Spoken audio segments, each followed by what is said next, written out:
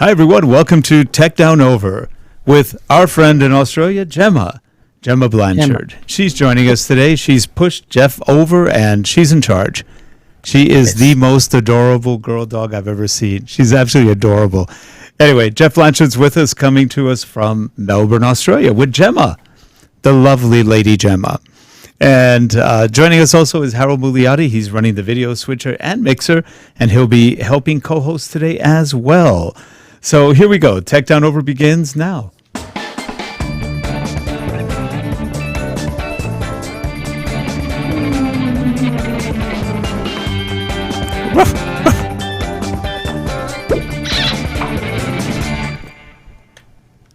This show is sponsored by Relate Corporation at www.relate.com, your training and video partner.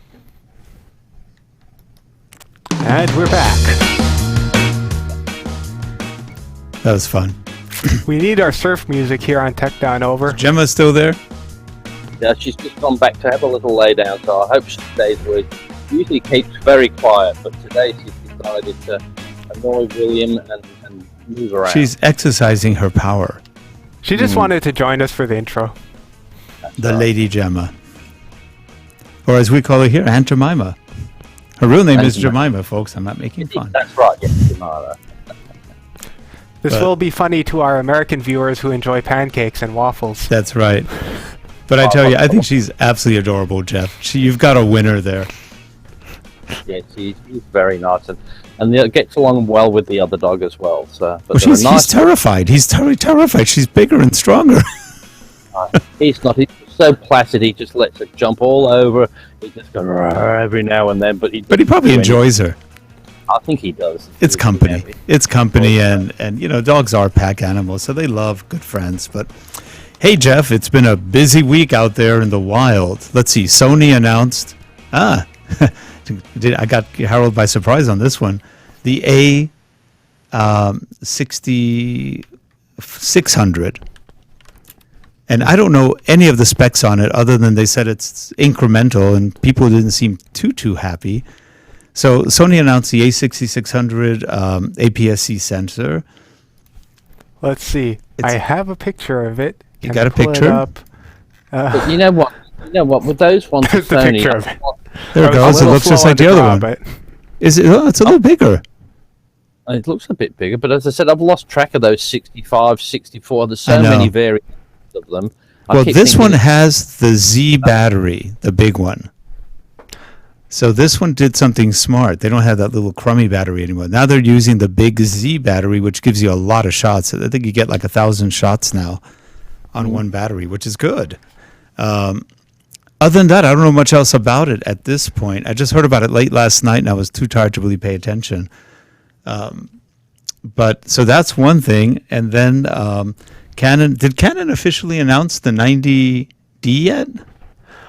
I think that's still a bit Or is that still Blooperville? Well, I mean, yeah, it's still, as you say, Blooperville. Yep, okay. The And what's if coming you'll out there is remember, no this big is- deal. Nobody's really thrilled about it because the 90D is, again, crippled, what's new, and didn't seem as good as the old 7D Mark II. So, we'll see what happens.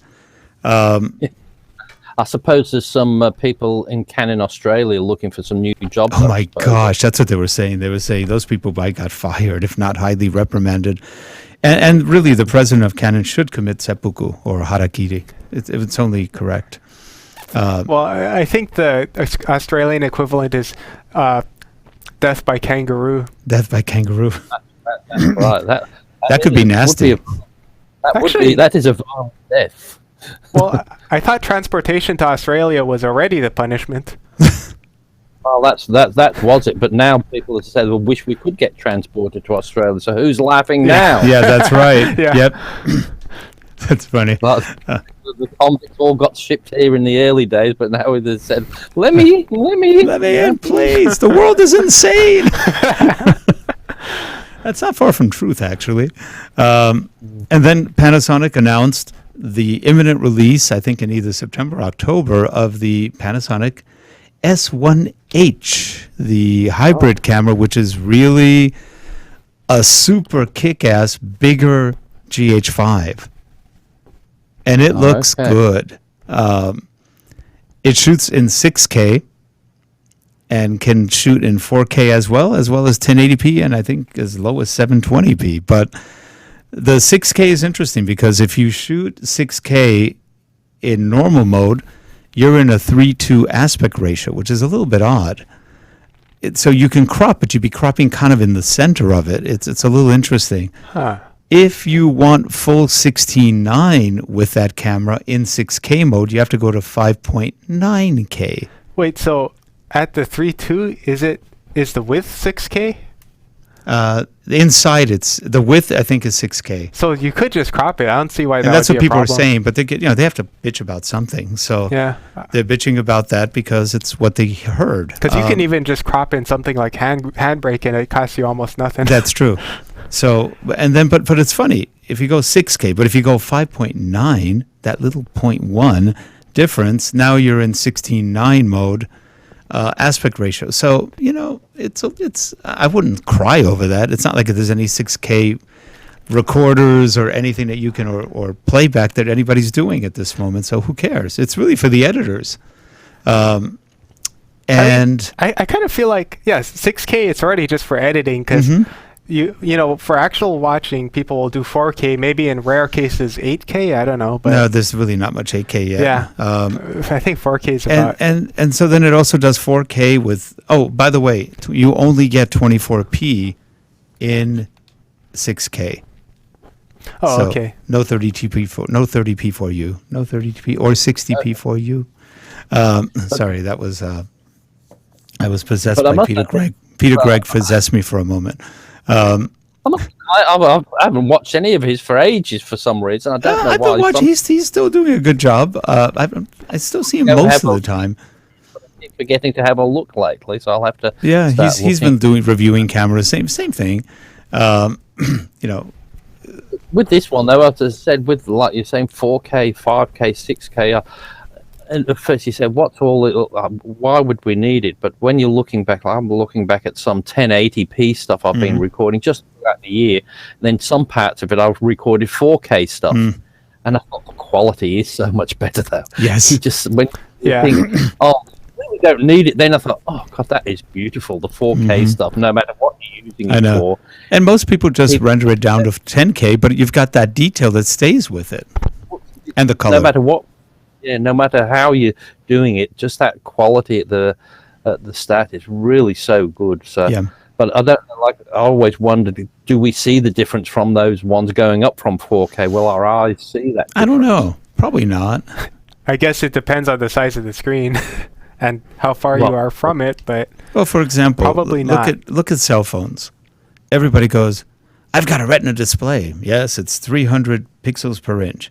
No, mine's 350. Yes, but the human eye can only see 300. So what does it matter? It's just people want to have the biggest, the baddest, the longest, the widest, the hard. Everybody's got to be the best. So my Retina's 500 pixels per inch. That's nice. And I mean, what ends up happening is you go on, say, the internet or something on your phone, and because the sites are, the graphics aren't that big anyway, they just get stretched, so it doesn't matter. Yeah, that too. I think the whole world economy would collapse if they cured gas in the world, because I think everybody in the world suffers from it. Your acquisition syndrome. Yeah. Isn't it? Like not to mention the other one too, actually, Geoff. The other one is also prevalent. But I think everybody out there with every phone we've got, pretty much nobody has to have it. They just want it. They want like it. The iPhone. What does it say? What's it even currently say? From the iPhone 5, the other ones don't really do anything different. Maybe the camera's, but it'll still make a phone, do the emails, and you could still be using that for what most people use it for. But there is one big thing they do differently, Geoff. They empty your wallet a lot more quickly. Yeah, and what amazed me as well, like you were saying with the new Samsung, now without the headphone socket, now they've all of a sudden gone quiet because I was always having a go at Apple. How could you remove your headphones? I know, socket? and now they've done it. And then they took down their ads where they were making fun of Apple. So you can't find those ads anymore on YouTube, except from other people who put them up. Yeah. But even then, like Apple, you've got the thing where you plug you have an adapter, you can plug your headphones in if you want. But I'm definitely not one of these for the little earpod things because, hey, they might be okay, but I'm always scared I'd end up going each day. I'll have one. Where's the other one gone? Yeah. And that bowl of soup tasted a bit funny, and then I've eaten it with me soup or something. I guess with this trend towards eliminating the 3.5 millimeter jack, I, as someone who likes to use it with the auxiliary ports on stereo systems, must be in the very small minority. Right. Actually, you know what, Harold? They don't know jack. Jeez. As long as Panasonic don't start that and start bringing out I hope not. Well, we've got this new camera that doesn't have any inputs. We're thinking it's a innovation. There's nothing like it in the world. We had a guy once, a friend of mine who worked with us for a couple of years, and then he went back east again. And one day he had to go get a root canal. And I went, is it top or bottom? He goes, and he was really scared. He said it was in the bottom. I go, well, that's good because they do the analoctomy. And he goes, well, what's that? I said, well, they put you in a chair and they actually put a tube through your behind right up and they pull. It's just a lot safer and cleaner. And he was going, no way. I go, I'm not kidding you. I've had one done. It actually was fine. And this tooth right here, and I showed him a tooth where I go, man, no pain whatsoever afterwards. The analoctomies just work really well. So this topic is what we sometimes call tech way down over. Tech way down over. So anyway, he goes to the dentist the next day and he goes, are you doing the analoctomy or the other method? And the guy goes, well, I think today we're going to do the analoctomy. And then the dentist starts laughing. He goes, where'd you get that from? He goes, one of the guys at work told me that you do an analoctomy, it's on the bottom. And he goes, that would probably hurt less, but no, we're going to do it the traditional way, not the analoctomy way. He comes into work going, analoctomy, my ass. Yeah, really. We started laughing. It's like, sorry, it was just a joke. Anyway, some people it happens. Get enough info to believe everything. So that's what he did. He was like with cameras and that. If somebody's out there with these, if I put a video together and created a new camera and was straight faced about it, it would be on the internet that there was brand new camera. Casey Stern would be making fun of it. If you gave enough information and you straight enough and gave, that sounds plausible, or man, it's very strange about this one and that, and I've got this new 15K camera. Ultra, but I'll tell you, Geoff, if you have $4,500 or $4,000, whatever it is, the Panasonic S1H is not a bad price for what you get, though it is expensive. Yeah, you'd have to really do a balancing act. Do I really want a camera, really video camera, for that much money? Now, mind you, its competition is a $25,000, $30,000 RED camera, and they're competing against very expensive $5,000, $10,000, $20,000, $30,000 cameras, and so maybe not. I don't know. It's still the Leica mount, isn't it? That it is, and I don't like the Leica mount alliance. I don't know. I'm not. That was a bad choice. That's the thing that Christian Grotch keeps saying, because he's been wanting to get an S1, but because it's the L mount, there aren't that many lenses that are There's only, I think, 3 native lenses right now. Yeah, there's like 3 or 3 4 native lenses, and yeah. Now I like Fronos from Fronos Photo. He always goes, well, the camera uses the L mount alliance. It's so holy. It's so funny when he does that. And he's always, every time he says L mount, they put him in the L mount alliance. And it's funny, but it's sort of true. Why the heck did they do this? I don't get it. I don't know, because I think what the world's most lenses is the Canon mount, and you say, well, or the Nikon, which one would you do? At least one of the two, wouldn't you? Yeah. You wouldn't do something only like you said, your dentist can afford. Yeah. No, I tell you, it's funny. Right now at this very moment, I'm sort of angry at Canon. And it has to do with that G7X Mark III as the last straw on my sciatica hurting back sometimes. It's like, why do you come out with a camera that's crippled, that has problems, that heats up? After Sony screwed up with the heating up problem, now they're doing it. And you just go, doesn't anybody learn from anybody else? With the same sensor too, right? And the same sensor. It's a Sony sensor from 3 years ago. So it's like, hello? What are you doing? It's actually like a 4-year-old sensor. So they bought Sony's overstock. They make a nice camera. It's got nice controls. It's fairly good. The video quality is good. And then it overheats and you can't use it for sometimes over an hour. It's like, this sucks. And I'm returning it this weekend, by the way. I've had it. I'm not going to keep it. I like the camera, but I don't like the fact, why do I have to pay for a camera that's already crippled? No, Focus sucks on it. It's not good. It gets out of focus very easily, and it doesn't have dual pixel. It has basically Panasonic GH4 focus. Maybe they borrowed the focus from Panasonic. It just doesn't keep focus on things. And unlike the Panasonics, when it goes, am I focused? Am I focused? No, that's Panasonic. They fixed up most of that. It goes, hi, you're on the camera. Oh, wait, I like you better. And it's gone. And it won't come back. Oh, it won't. Yeah, at least some of them, at least the Panasonic will come back. It will come back eventually, but like you said, yours one just doesn't like to come back. It just doesn't come back. Says, no, I like the light better. Screw you. It's like, I paid a lot for you. Too bad. You're the dummy, not me.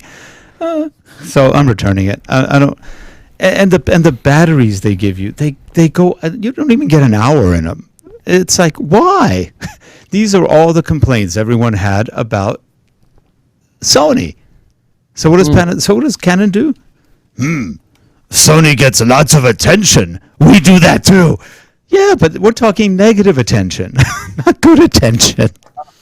I still don't get it. With, like I said the other week, that how Canon can use something out of Sony when they're the major competitor. Wouldn't you? It makes no sense. Yeah.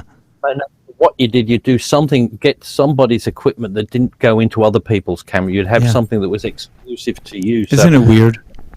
Yeah, I just find that funny. It's like I suppose like the iPhones and things like that. It's components for that. Who does that? I think it's who does the chip in that for that. Yeah, Samsung makes the displays. Samsung, so you could say they don't really care if Apple do really well and they don't, because they're all winning. They're winning in the end anyway. It makes no sense. Samsung makes other parts for other companies, so everybody's basically competing against themselves. And you must know how outrageous amount of profits they must be making for supplying to everyone. When you can have that horrible recall and that disaster that they had on that phone, and with billions that they lost, and it still didn't dent in them, did it? Really? No. And they're still going strong. No, it's pretty amazing. You know what else we're getting rid of? The Canon EOS R. Oh, okay. Yes. Yep. I never liked that. I've played with it enough that I don't feel I get the best pictures out of it. And the video, it looks good, but it's sucky. There's no, unless your lens is stabilized, there's no body stabilization. And even with lens stabilization, it is nowhere near as stable as a Panasonic G9, GH5, GH5S, not even close. I mean, Harold and I have looked at the stabilization on the G9, the GH5, 5S, not the 5S, but the GH5, and you can't tell you're not on a tripod half the time. Haven't you noticed that, how clean it is? The thing with the EOS R, which to a similar extent we found on the XT2, is it seems kind of too easy to mess up your settings accidentally. Yeah. I mean, it's not the worst thing in the world if you get used to it, but it's compared to the Panasonics that we have, we just get them to where we need them, and they don't really get messed up too easily. Let me ask you, Geoff, on your Panasonic, the GH5, do you have fun when you shoot it? Yeah, I do. I quite enjoy all there. You enjoy using it. It feels good, doesn't it? I enjoy picking it up every time. Yeah. And it's just got that nice feel to it. Yeah, Leslie, my wife, she always says, why do you just not buy Panasonic? Because that's the only one that you start smiling when you're using. You enjoy it. I go, I do. And the ergonomics just feel perfect. And I don't know. And frankly, I love the pictures it takes, and they're fast and they're sharp. And I go back to my Canon, even like a new full frame Canon. I'm going, ugh, it's okay. And when I'm done, I'm looking for something good, and I'm finding a lot of flaws. It just irritates me. So, yeah, and they do stupid things like that little thumb slider that, frankly, works sometimes and doesn't work all the time. It's just not a good idea. Try getting that to work in extreme heat or cold. I bet you it won't. Yeah, I think that's probably like Harold saying, changing settings when you don't really want to. I know. What's the old saying? If it ain't broke, don't fix it. It's just that one of those things you just don't. When you slide it, you want to know exactly where you are with when they've got click when you can do that, or even if it's on the screen you can see and it goes off. Yeah. But that's all. Can you knock it? What's it going to be? What's it going to do? But anyway, they gave it a try. I bet you it's not on the next model, or else maybe the next model's no physical dials. It's all like the first, like an iPhone. No. Well, no. At least on the Panasonic S1H, it's really nice. It's like the GH5 with even more buttons and dials. It has more stuff and more the settings were really smart. Some of the ones they've done. And a lot of it come right out of the G9, which is the dual ISO and some other things. So they're not, and they kept the same menu system. So it's actually pretty easy to use. They did it right. I'm going to set you a challenge now for the rest of the year. Challenge. I challenge you not to buy a camera for the rest of the year. I probably won't until I buy one. I may get a camera, but it's not going to be a big one. I still may get a small one. I've got my eyes on a small one because I want a small portable camera. They're really nice to have, and they're better than the phones. And so I've got my eye a little bit on the Sony, what is it, 100X Mark? What is it called? I've always liked that. Yes, the RX100 Mark 7, and that looks like a great camera. Philip Bloom did one a few years back on that, and you should on the 5, wasn't it the 5? 100. He did the RX100. He did one Mark 5, right? I think it was. I can't remember. But it just looked pictures he got on that, and so I thought for just a little. That's the 7. Yeah, but it was just it was the RX100. I think it was. Is that the one that had the bigger lens, or? No, it was just the small one. It was. It's just like that one. Yeah, that was I think the Mark 5 he did like 2 years ago or 3 years ago. It was a while back, but then I think it was still 4K as well. The camera. Yes. Yeah. But it was such a small thing, but did such a good quality. I thought, well, why would you want any more? And you know what's interesting, Geoff? What the RX100 Mark 7 has the same focus system as the A9, their flagship. And you just go, wow. And believe me, that focus system makes Canon look not very good, and it makes Panasonic look pretty lousy. I have to give it to Sony. Harold, I think you probably agree. Yeah, it's really fast. The Sony system in focus makes everybody look really rather primitive. I don't know how, but even dual pixel doesn't look that good anymore. Because they have their hybrid system, right? Yeah, their hybrid focus. It's contrast and phase detect, and phase detect makes all the difference. And Panasonic won't do it. Canon seems to be doing it less. They offer it, but I don't find it as good as it used to be. I don't get it. Just now, Harold, have you noticed that the Canon, like for example, on the EOS R with the dual focus, dual pixel auto, it did not seem like the fastest focus. I would say, yeah, probably not. And I mean, ultimately, Canon does tend to have a slightly softer look. Even when you've acquired focus, it's a little bit softer. But Harold, do you agree that I think people are changing? They don't want that soft kind of airy focus anymore. Well, they want it sharp. I think the thing is, as the standard resolutions for the standards for the pixel dimensions get bigger and bigger, you're noticing that more and more. Yeah. It's like that, like the TVs. You know, the TVs are getting sharper and sharper. I've got a problem here. The two dogs are all playing in the background. Oh, they're playing with each other, talking. They're playing with each other. But same with TVs. They're getting sharper and sharper with the older TVs. They're a bit softer. Yep. And we liked it then. We didn't like the nice, sharp, clear images because it showed up too much. But now we've gone the other one. We've got used to that. Yes. And now the better. You remember just 2 years ago, we were all complaining about, it looks so sharp. Oh, we can see how everybody's. But now it's the norm, and now we're looking at all these Netflix things that are recorded in, Dolby Vision, all the best things, as clear as possible. Yeah. But I think what it is the filming techniques have got so much better. Whereas in the day, that when it showed you how good the quality was, you couldn't get away with a bad made prop. No, and the lighting is really far superior now. The way they're doing it, it's interesting because it's just not.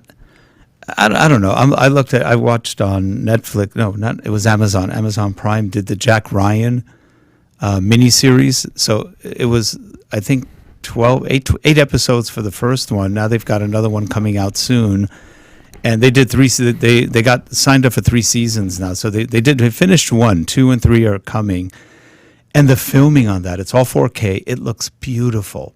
It looks absolutely beautiful. I'd love to find out what they filmed it with because it looked great, and it's sharp. The video is sharp. The imaging is sharp, and yet it doesn't look badly. It looks good. Where Canon hasn't gotten the memo yet. Canon goes, no, sharp, not good. Sharp is like sword going into stomach. No, not good. Well, and the thing is with Canons, they let you turn up the sharpening on it, but I don't know. It's like if you turn it up too much, then all the other little details get too sharp too. And it starts to look like you have like plastic wrap on you or something. Right. It's weird. Yeah. It just looked like that shot out of Dexter on the first thing of Dexter. Yeah. Or is that the Doris Day look you mean? So yeah. Yeah. That sort of like film through a fly screen thing to give you that softer and no wrinkle look. So Doris Day was in her day was really pretty. She didn't But I think they pioneered that for her because nobody else had that before. And interesting. I don't know if she did it, but they all. And then she said, "Well, I look quite nice like that. Always do it." So. Yep. And but it is interesting that Canon hasn't really gotten the hey, it doesn't have to be so soft anymore. And also Canon does one other thing that irritates people. You buy a lens and it says f1.4. But it's only f1.4 at the widest for one quick turn. The minute you go click, it's now at 2.8 or something. And it's like, ew. And at 1.4, it's so soft, it doesn't look good. I mean, it's too soft. It's not even artistic at this point. It's just blurry. And you just go, that's not cool. So you're paying for something that's, just not giving you what you're paying for. Though I do like Canon lenses. Some of them, I think, just aren't that good. I don't know. I am keeping the Canon 70-200 lens, the f2.8. I was going to sell it, and I went, I really like this lens. So I'm keeping that just in case, because that'll work with any of the mounts, conversion mounts, and so I'll keep that one. We don't do that much 70-200, but hey. They've got all the bigger, later, better ones of that, but even like that, the 90. The 90D, I think that would be a good camera as well, but it's just going not the same as the Micro Four Thirds or all the different sensors and that, but that still is quite good. That 90D, like the 860, 70, and 80, have always all been very good cameras.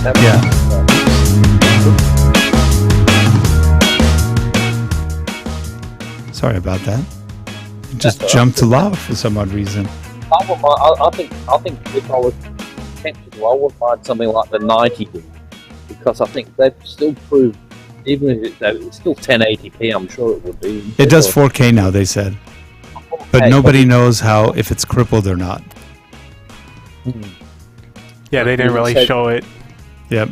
And the things when you stick to that traditional one, Canon is still great. Like the 70 and 80 are really good. You stick to those traditional cameras.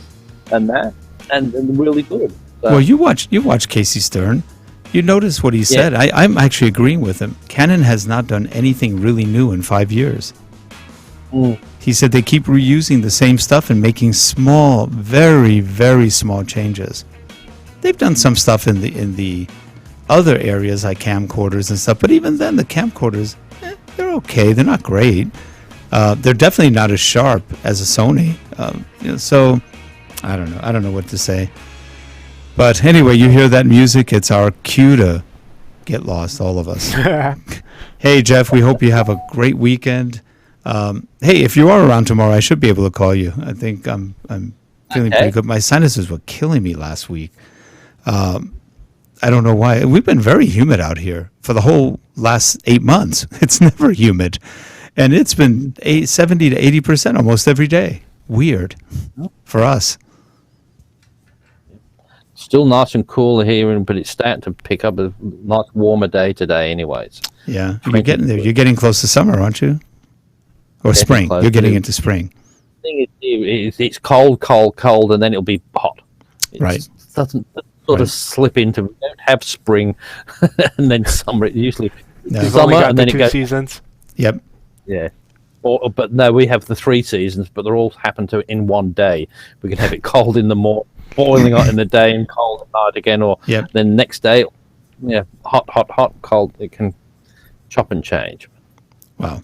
Anyway, have a great weekend, Geoff. If you guys are watching, have a great weekend yourselves. Right over here in the States, it's going to be Labor Day weekend, our good commie holiday, and we should have a fun time being what we are not. Anyway, have a good one, everyone. We will see you next week on Tech Down Over. Bye, everyone. Bye for now.